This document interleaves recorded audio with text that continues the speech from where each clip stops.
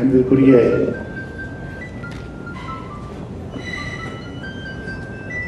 இந்த இணைய நிகழ்ச்சியில்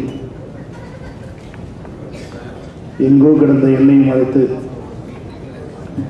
மேடையிலே தலைமை தாங்க வாய்ப்பினை அளித்தமைக்கு கவியரசர் கண்ணதாசனுடைய தமிழ்ச்சங்க நிர்வாகிகளுக்கு என்னுடைய முதற்க நன்றியை தெரிவித்துக் கொள்கிறேன். இந்த நிகழ்ச்சியிலே வரவேற்புரையாற்றியிருக்கிற டாக்டர் எஸ்.ஆர். சுவாமிநாதன் அவர்களே, ஆண்டறிக்கை வாசித்த கவிஞர் வைகரையான் அவர்களே, கவியரசருடைய திருவுருவப் படத்தினை திறந்து வைத்திருக்கிற டாக்டர் ராமசாமி கண்ணதாசன் அவர்களே, இங்கே இசை நிகழ்ச்சியை தொகுத்து வழங்கி தமிழ்ச்சங்கத்தினுடைய 3 தமிழில் தமிழ்ச்சங்கத்தினுடைய தலைவியாக என்னுடைய உடன்பிறவா சகோதரியாகவும் முத்தமிழ் அரசியாகவும், அது கம்பன் கழகமாக இருந்தாலும் பாரதிதாசனாக இருந்தாலும் பாரதியாக இருந்தாலும் எந்த விழாவாக இருந்தாலும் அந்த விழாவிலே கண்ணதாசனை பற்றி பேசாமலே தன்னுடைய வாழ்க்கையின் வாழ்நாளை கழிக்கவில்லை என்று சொல்லுகிற வகையில் தன்னுடைய உடல் பொருள் ஆவி அனைத்தையும் கண்ணதாசனுக்காகவே தந்து வாழ்ந்து கொண்டிருக்கிற என்னுடைய அருமை சகோதரி பேராசிரியர் பெருந்தகை டாக்டர் சரஸ்வதி ராமநாதன் அவர்களே, இங்கே விருதுகளை வழங்கி சிறப்பித்திருக்கிற இசை மெல்லிசை மன்னர்களில் மிக சிறந்தவராகவும், ஒரு குறுகிய நேரம்தான் அவரோடு உட்கார்ந்து பேசிக் கொண்டிருந்தேன். ஒரு 50 ஆண்டு கால வரலாற்றை சொன்னார்கள். இந்த பாட்டை நான் சொல்லணும்னு நினச்சேன். ரோஜா மலரே ராஜகுமாரி எனக்கு ரொம்ப பிடிச்ச பாட்டு. 1/2 மணி நேரத்தில் கவிஞர் எழுதி கொடுத்தாரு அப்படின்னு சொல்லிட்டு எவ்வளோ நினைவாற்றல்.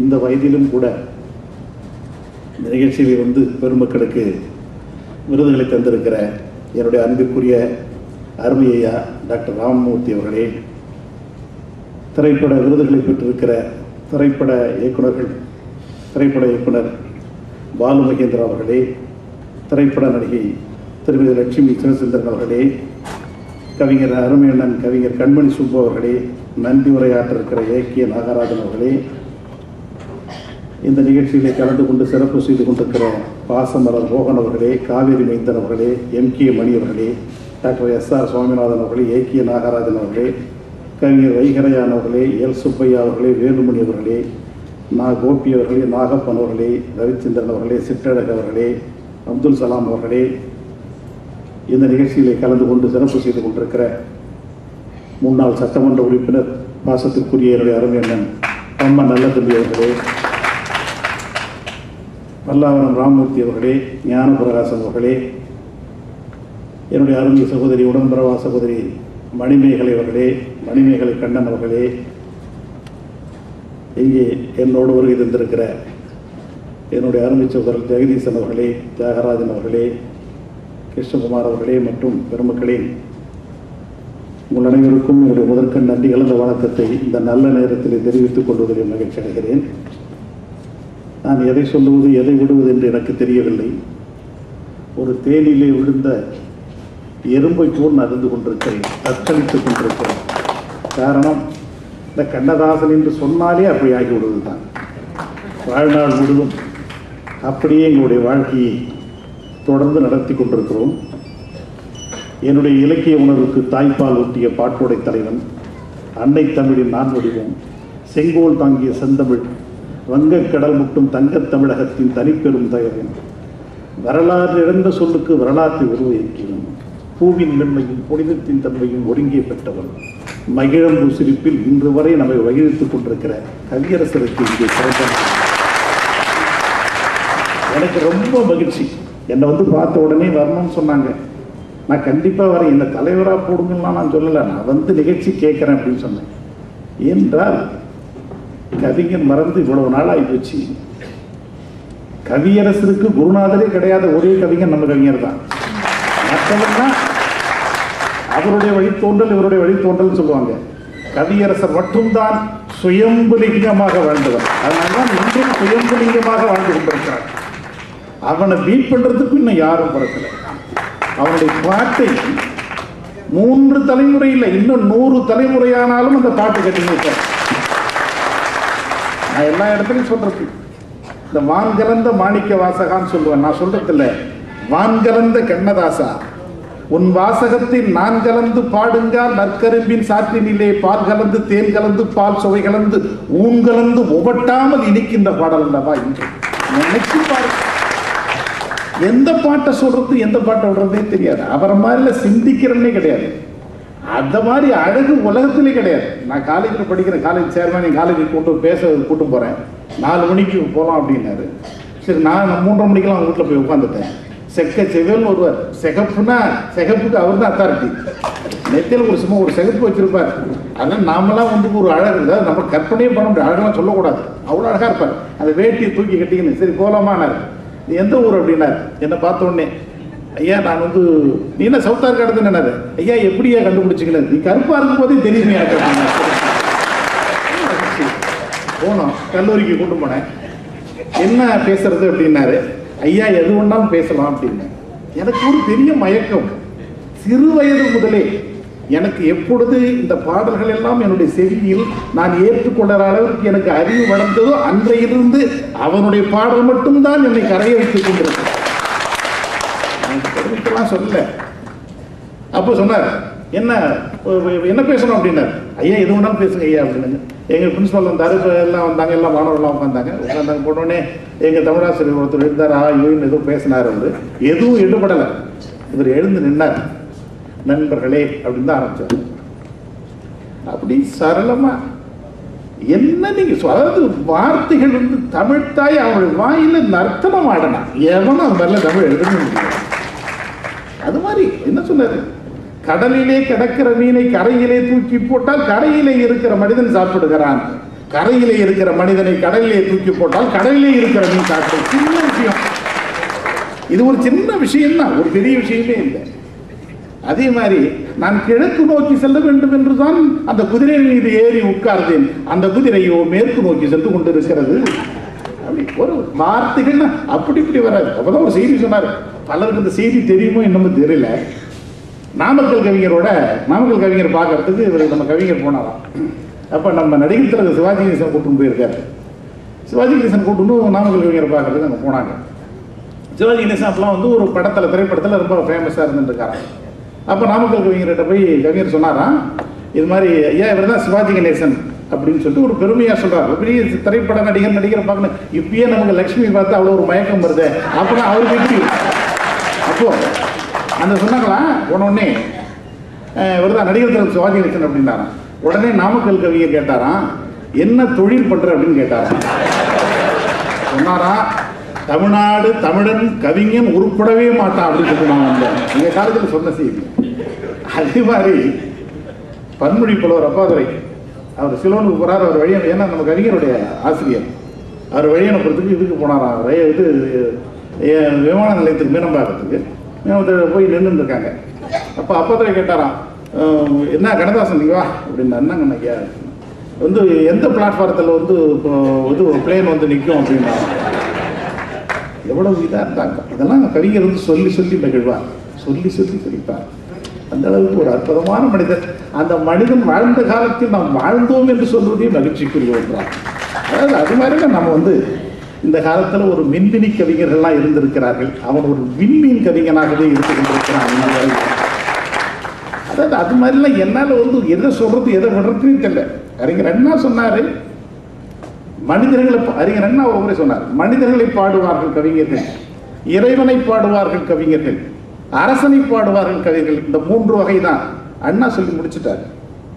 ஆனால் நம்ம அதை பகுத்து பார்த்தோம்னா, இறைவனை உணர்ந்து பாடுவது அவன் கவிஞர், அவன் ஒரு மாதிரியான கவிஞர்கள், ஆழ்வார்கள் இருக்காங்க, நாயன்மார்கள் இருக்கிறாங்க. அரசனை பாடிய சங்க இலக்கியங்கள் இருக்குது. மனிதர்கள் பாடிய பாவேந்தர் இருக்கிறாரு, பாரதிதாசன், பாரதியார் இருக்கிறாங்க, இவங்களாம் இருக்கிறாங்க. இதுக்கு 4வது ஒருத்தர் தாங்க நம்ம கவிஞர் வர்றாரு. கவிஞர் வந்து நம்ம மனதை தொட்டு நம்முடைய வாழ்க்கையை பற்றி பாடியவர். மற்றவெல்லாம் வேர்வையை பாடினான், நான் உழைக்கிற உழைப்பை பார்த்து பாடினான். பாரதியாகட்டும் பாரதிதாசனாகட்டும் விடுதலை பார்த்து பாடினான். ஆனால் என்னுடைய தலைவன், என்னுடைய கண்ணதாசன் எனக்கு ஏற்பட்டிருக்கிற சோகத்தை சொன்னான், எனக்கு ஏற்பட்டிருக்கிற மகிழ்ச்சியை சொன்னான். எனக்கு ஏற்பட்டிருக்கிற என் வாழ்க்கையில் ஏற்பட்டிருக்கிற சோகங்களை மொத்தமா சுருப்பி சொன்னான். அவன் தான் கவிஞன். அதனால தான் இன்றும் வாழ்ந்து கொண்டிருக்கிறான். கவிஞரே சொல்லுவார் ஒரு இடத்துல, என்னை இங்கே இருக்கின்ற தமிழ் சமூகம் அவனுக்கு மகிழ்ச்சி ஏற்படுகிற பொழுதும் சரி, அல்லது துன்பம் ஏற்படுகிற பொழுதும் சரி, அது இரண்டுக்கும் இடைப்பட்ட காரணமாக இருந்தாலும் சரி, எப்பொழுதும் அவன் என்னை நினைத்துக் கொண்டுதான் இருக்க வேண்டும். அப்படிப்பட்ட பாடல்களை நான் தந்திருக்கிறேன் என்று பெருமையாக சொல்லுவார்கள். அந்த பெருமகனுக்கு இப்படிப்பட்ட ஒரு விழா, இந்த தமிழ்ச்சங்கத்தை நான் பாராட்டணும். ஏன்னா நல்ல ஒரு அரசியல் உலகத்தில் இருந்துருக்கிறேன். உயிரோடு இருக்கிற பொழுதையும் மறந்து போறான் தலைவர்களை. மறைந்து போன தலைவர்களை பற்றி நான் சொல்லணும், பம்மன் நிலத்துமே நல்லா சொல்லுவார் என்ன விட. மறைந்து போன தலைவர்கள் பெயரை உச்சரிப்பது தவறு என்று நினைத்துக் கொண்டிருக்கிறார்கள். ஆனால் ஒரு கவிஞன் எங்கோ பிறந்து எங்கோ வளர்ந்து ஒரு திரைப்படத்திலே பாடலை எழுதி கொடுத்த அந்த கவிஞனுக்கு இங்கே இருக்கிற பெருமக்களே, நீங்கள் விழா எடுக்கிறீர்களே, உங்கள் காலை தொட்டு வணங்க வேண்டாமா? இந்த தமிழ் சமூகம் நன்றியோடு இருக்க வேண்டாமா? நான் பத்திரிகையெல்லாம் பார்ப்பேன், இது மாதிரி தமிழ் சங்கத்தை இது மாதிரி நடத்துவாங்க. அடைங்கடா நம்மள கூப்பிடுவாங்களா, நம்மளாம் கூப்பிடலையே அப்படிதான் நினைத்த காலங்கள்லாம் உண்டுதான். இந்த நிகழ்ச்சிக்கு வரணும்னு சொல்லிட்டு, ஏன்னா கவியரசரோடு அந்த அளவு ஐக்கியமாக என்ன போல எங்களை போன்றஇல்லை, எங்களுக்கு முன்பாக இருந்த தலைமுறை, எங்கள் தலைமுறை, அதற்கு அடுத்த தலைமுறை, 100 தலைமுறைகளை ஒன்றா சேர்த்து அந்த தலைவருக்கு நீங்கள் விழா எடுத்திருக்கிறீர்கள். இந்த விழா என்பது இவ்வளவு, அதுவும் இப்பெல்லாம் விழா நடத்துறது சாதாரணமாக நினைக்காதீங்க. காசு கொடுத்து கூட்டம் கூட்டாட வரமாட்டோம். இந்த அரங்கம் இவ்வளவு நிறைஞ்சு இருக்குது. நாங்கள் வந்தபோது பார்த்தா நிறைய கூட்டம், இவ்வளவு கூட்டம். அந்த தலைவன் மீது வைத்திருக்கிற பற்று, அந்த பாசத்தை நினைக்கிற பொழுது இந்த கண்ணதாசன் தமிழ் சங்கத்துக்கு நான் எப்படி நன்றி சொல்வது என்று தெரியவில்லை. என்னோட நண்பர்களே, என்னுடைய ஒரே ஒரு வேண்டுகோள் தான், இந்த விழாவை ஒவ்வொரு மாவட்டத்திலேயும் நீங்கள் நடத்த வேண்டும். அதற்காக அணிலைக்கும் நானும் அடியேன் இருக்கிறேன். விழாவை நடத்துங்கள். இந்த தமிழ் சமூகத்திலே இந்த தமிழ், இந்த என்னுடைய மனைவி நீங்க பார்த்தீங்கன்னா, எங்க வீட்டில் பார்த்தீங்கன்னா கூட டிவி வச்சோம்னா இந்த புது பாட்டை யாருமே கேட்க மாட்டாங்க.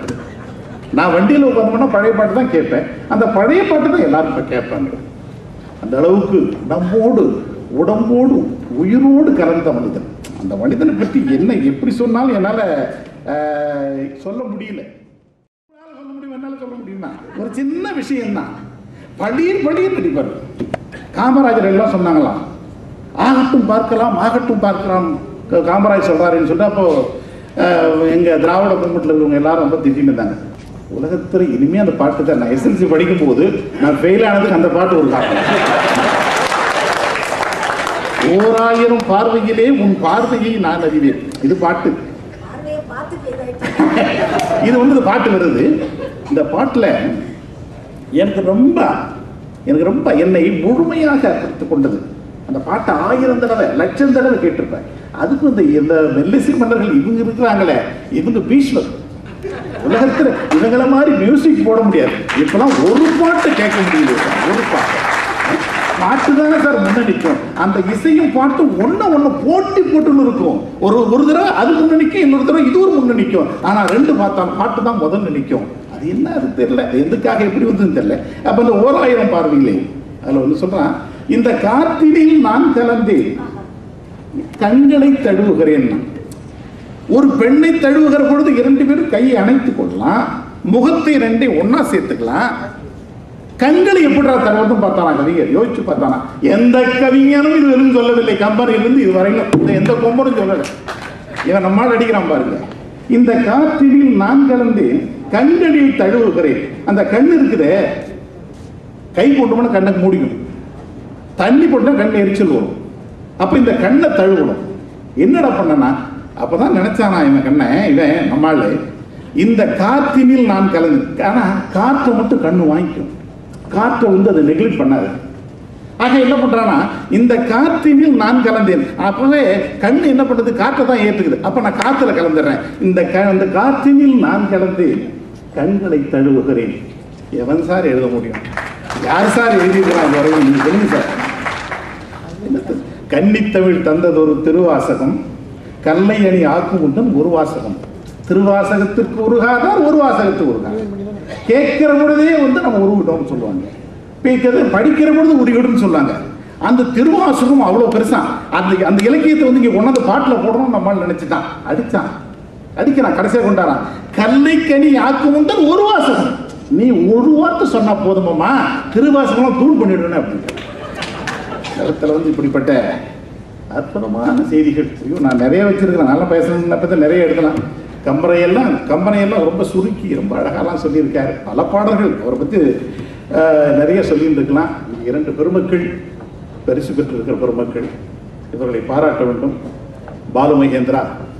பாலு மகேந்திராவோட கேமரா தான் வானத்துக்கு அப்பாலும் கேமரா, மற்றவங்களாம் வானத்துக்கு கீழே தான். இவர்களுடைய படத்தைத்தான் நாம் குடும்பத்தோடு உட்கார்ந்து பார்த்தோம்.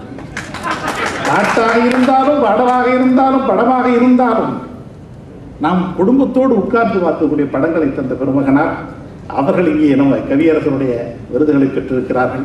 அவர்களையும் உங்கள் சார்பாக வாழ்த்துவதிலே மகிழ்ச்சி அடைகிறேன். அதே போன்று என்னுடைய அருமை சகோதரி, நான் ஏற்கனவே சொன்னதைப் போல நம்முடைய அன்பிற்கும் வணக்கத்திற்கும் உரிய திருமதி லக்ஷ்மி அவர்கள், நான் குணச்சித்திர நடிகையிலே சொல்லுவேன். நான் பியூசி படிக்கும்போதெல்லாம் அவங்க வந்து ரொம்ப ஒரு இதில் இருந்தவங்க. அப்போலாம் வந்து காலேஜில் படிக்கும்போதெல்லாம் எங்களுக்கு பெரிய கிரேசி. அதெல்லாம் இப்போ மாதிரிலாம் நினைக்காதீங்க. அதாவது அவங்கள அந்த படம் வந்து ஒரு என்னுடைய அருமை சரஸ்வதி ராமன் அவர்கள் சொன்னதை போல சில நேரங்களில் சில மனிதர்கள், அதாவது வந்து ஒரு அந்த படத்தில் வந்து ஒவ்வொரு ஷாட்டும் ஒரு இலக்கியம் தான். இந்த அம்மா அழுவாங்க, என் நல்ல நினைவு இருக்குது. அந்த படத்தில் அழுகை கண்களில் வரும், தண்ணி வந்து கீழே வராது, அந்த கண்ணை சுற்றி கண்கள் அப்படி இருக்கும். இது மாதிரி யார் சார் நடிக்க முடியும்? ஆண்களில் சிவாஜினா பெண்களில் லட்சுமி தானே சார். எல்லா படங்களும் ரொம்ப கேஷுவலாக இருக்கும். ஐஏஎஸ்க்கு இன்டர்வியூ போகிறோம்னா தான் நம்ம படத்தை பார்த்து தான் ஆகணும். ஐபிஎஸ்க்கு இன்டர்வியூ போனால் அவன் கூட ஐஏஎஸ் படித்தவங்க கூட அப்படி நடக்க முடியாது. ஐபிஎஸ் அந்த படம், எங்கள் படம் பேர் மறந்து போச்சு. அந்த படத்தில் ரொம்ப அற்புதமாக நடித்திருக்கிறார்கள். அவர்கள் திறமைகளை பற்றி எல்லாம் நாம் எவ்வளோ ஒரு நாள் முழுதும் பேசி கொண்டிருக்கலாம். அந்த பெருமக்களும் அவர்களும் இங்கே பரிசுகளை பெற்றிருக்கிறார்கள். அவர்களையும் மலர்களையும் உங்கள் கைகளிலே தருகிற பொழுது அந்த மலரின் வாசத்தை நானும் பெறுவதைப் போல, பன்னீரை உங்கள் மீது தெளிக்கிற பொழுது அந்த பன்னீரின் தூறலை நானும் பெறுவதைப் போல இந்த பெருமக்களோடு சேர்ந்து நாங்களும் உங்களை வாழ்த்துகிறோம். இன்னும் ஒரு 100 ஆண்டு இருங்கள் என்று சொல்லி வாய்ப்புக்கு நன்றி பாராட்டி விடைபெறுகிறேன். நன்றி.